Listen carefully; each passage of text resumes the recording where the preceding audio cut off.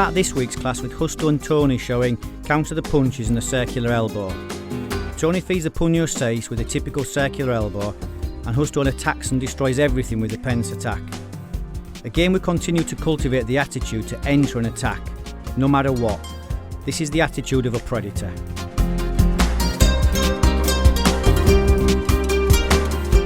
If we observe predators in nature, they attack when threatened.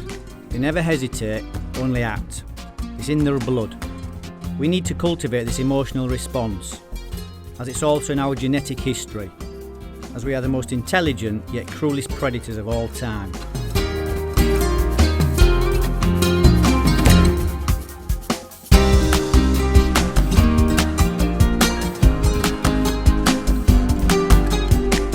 Basically, what we are starting to do in this class is developing the destruction of combination attacks. As always, we use the major weapons in combination first. Later on we will study more complex movements, but for now, this is more than enough to keep us busy.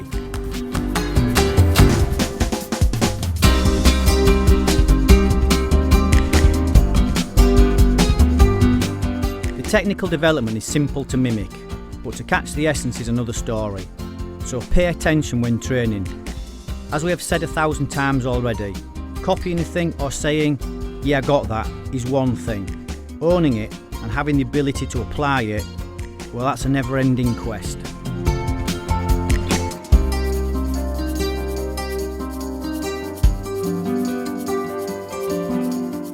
Reading distance and time only comes about with plenty of practice. Sure, some people are slightly more gifted, but even that's not enough. We need plenty of time in the arena to absorb the essence.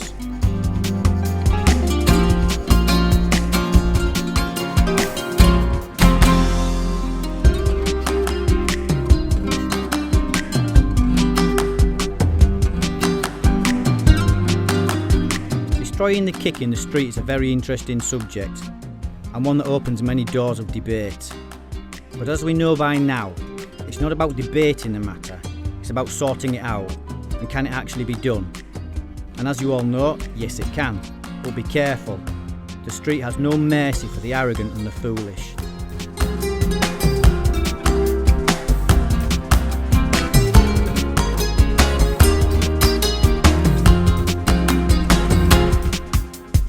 Now we can see Justo and Tony developing the pence attack and the rompipuerta on the focus pads.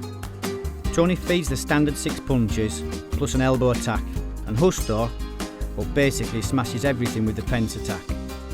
So you look how, in this development, only the pentador shape is used, only it's becoming a very interesting weapon now, and not just some basic block, as many like to think.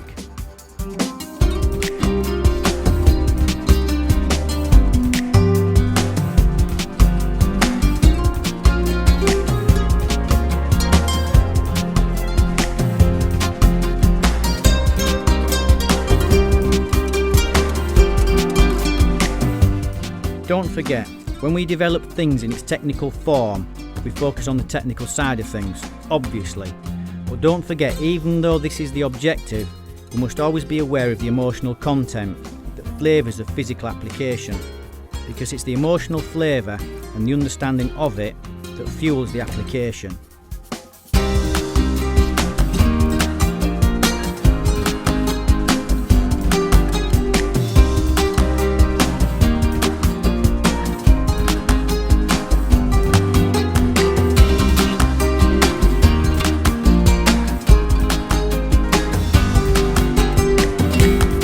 By playing with the emotion of the opponent, we are many times able to manipulate physical responses.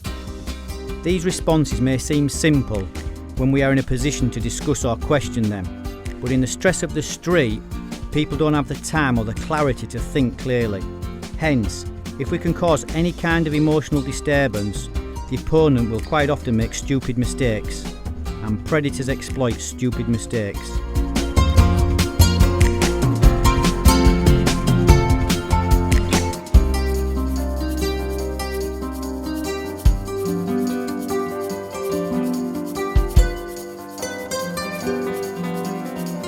Remember when we said, if you can touch a thing, then you can destroy a thing. This is a simple yet profound statement, because if we can truly find and believe in this kind of predatory attitude, it will change the way we think forever.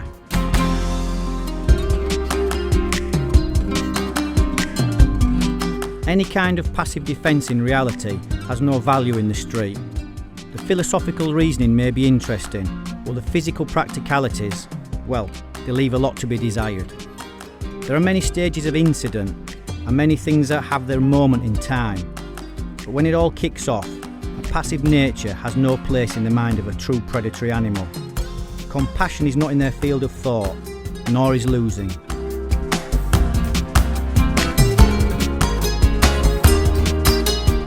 We always like to play with the location a little, each time that we train. For instance, in this shot, the guys are training in the gutter. What does that mean?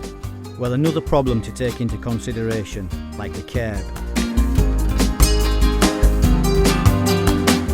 How many times do we read about people who are attacked in a simple everyday location and receive a massive damage as a pure consequence of what they hit as they fall into the ground?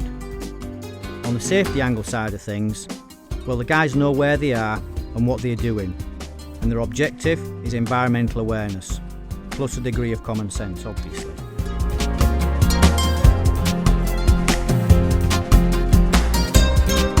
Observe how Matt gets attacked, then thrown to the ground, and then attacked again whilst on the ground.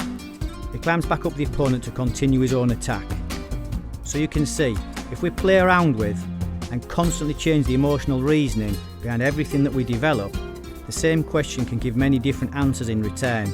All depends on what we feel in that specific moment. Also, you look how you can implement great energy without going crazy. This allows for a workout with emotion, yet still focused. Plus you get the chance to express your understanding of the work and its specific flavour.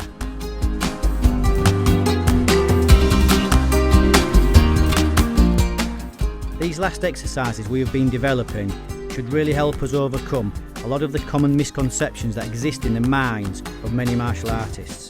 The problem with the mind is once it thinks it knows best, it's very difficult for it to look at anything else without making massive preconceived judgments.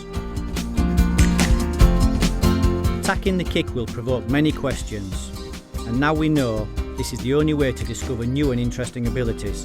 Ask a good question, because we all want to get better, don't we? It's just that to do so, we must explore, as things will not just arrive in our lap for free.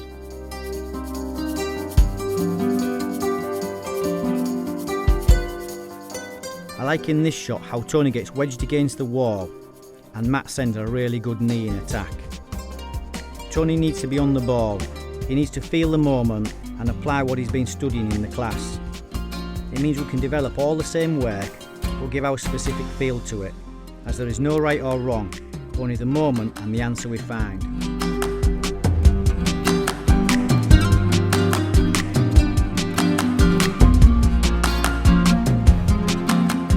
Now in this clip, Tony finishes up against the wall again, but this time Matt fires a kick. You can see that the pent attack has real value now. It's not just words. If you're in the mix and apply the work as we see it here, then we can start to survive and fight our way back into the equation.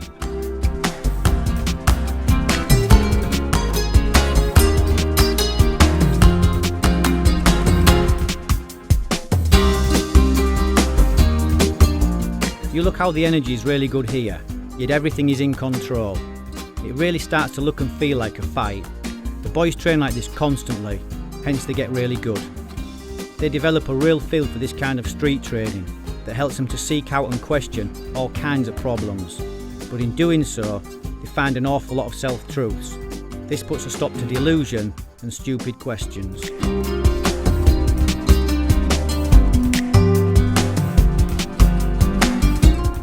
Depending on the day, this clearly dictates the kind of clothing that we wear. This also will have an effect on our application. The mind needs to understand all the different possibilities open to us, or not, as the case may be, but this is the consequence of instinct.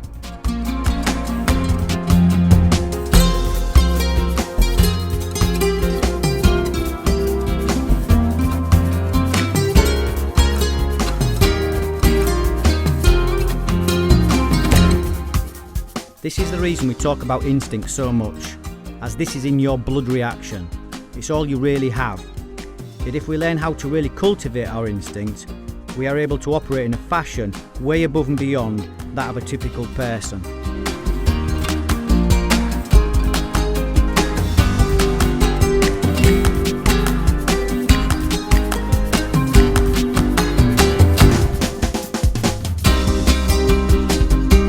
I hope we are all starting to develop a real value for the basic weapons now.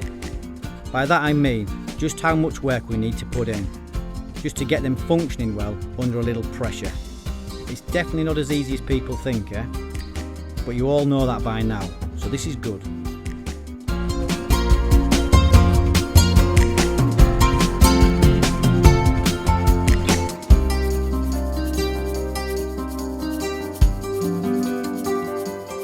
These last shots in the one-man opponent exploit the kick again.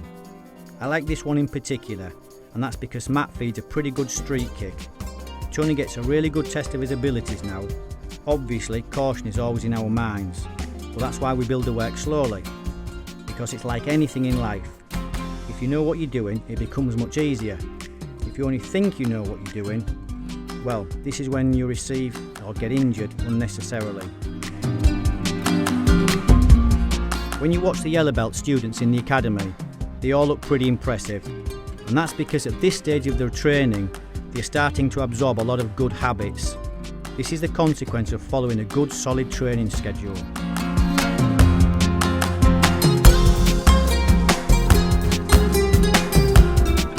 The subject of self-defense opens a million doors, and everybody always claims to know the answers or that they have the best method. KFM is not really concerned with the typical martial art ego trip. We are only concerned with provoking a question, which in turn then needs to be investigated. The answers we find need to be studied, and then it needs to be pressured. Although, as you already know by now, the foundation on which KFM is actually built is a direct consequence of real life experience.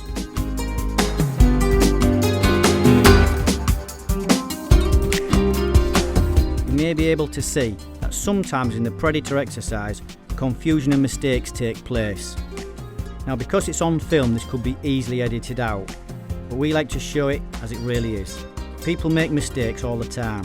It's totally normal. None of us are perfect, and especially in a frantic situation. The skill is in the recovery. We teach the boys to never stop, no matter what. Even if they mess up or forget something, they just keep going and find their way back into the fight again. This means they develop an instinct to jump in at the deep end and swim, as it were. No time to think about it, just do it.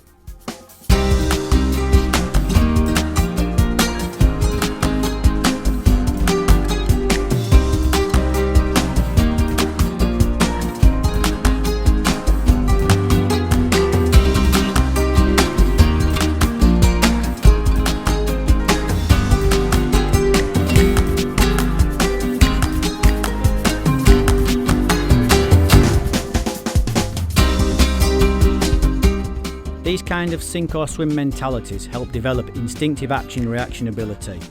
And if you crash and burn, then that's okay also, as it's best to crash and burn in training and not out there.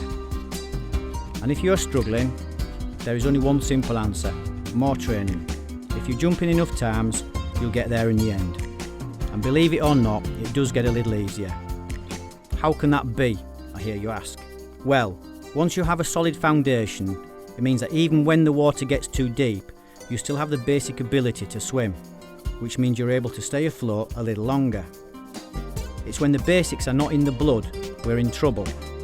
And now, maybe, we can understand this a little better, and why we talk about owning the basics so much. It's not just because it sounds good, it's because if you don't, it means you can't swim properly when you're out of your depth.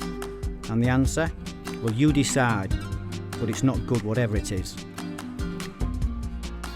Until next week, enjoy.